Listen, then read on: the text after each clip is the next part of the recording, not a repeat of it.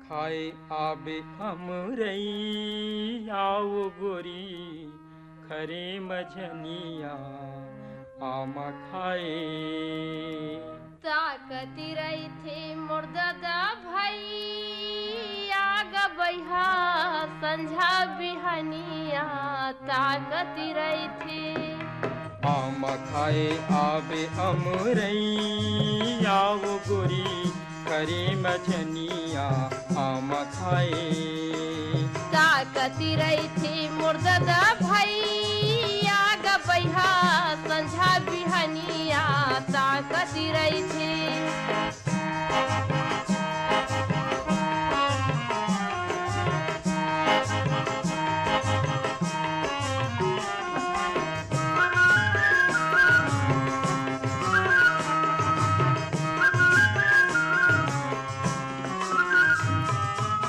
माघ महीना गोरी आमा मौरे वो आमा मौरे।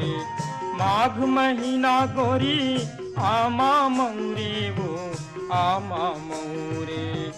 हर के मारे बही दारा निगुरे वो दारा निगुरे। पवन चले पूरे वही आओ गोरी खरे मझनिया आमा खाए। ताकती रही थी मोर दादा भाई आग बैहा संझा बिहनिया ताकती रही थी।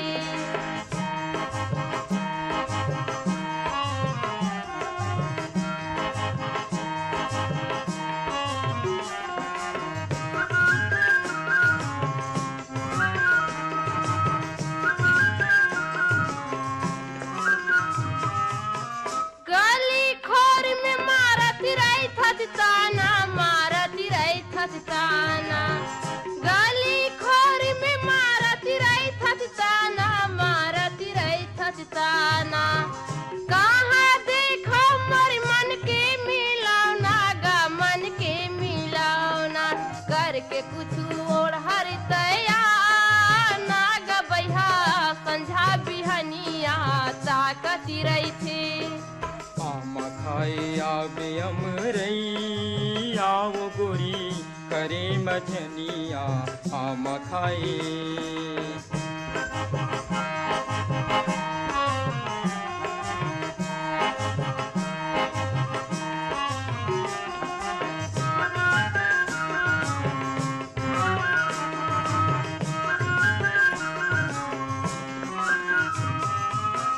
आमटी कसी गोई हावे मीठी वो हावे मीठी।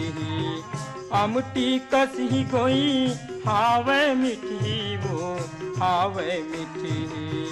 सिंदरी सुपारी गई आमा कलमी वो आमा कलमी। कुहक जाते बन के तय कोयली आओ गोरी खरे मझनिया आमा खाए।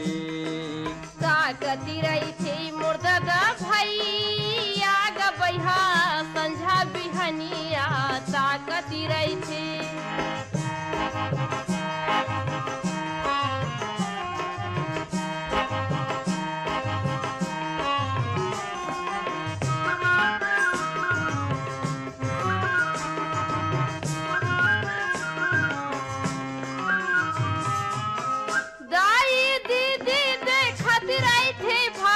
देखती रही थे भौजी दाई दीदी देखती रही थे भौजी देखती रही थे भौजी।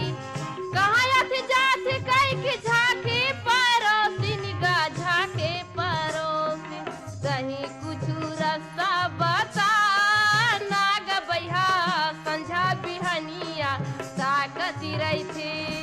आमा खाए आबे हमरई आओ गोरी खरे मझनिया आमा खाए। ताकती रही थी मोर दादा भाई आग बैहा संझा बिहनिया ताकती रही थी। संझा बिहनिया ताकती रही थी। संझा बिहनिया ताकती रही थी। संझा बिहनिया ताकती रही थी।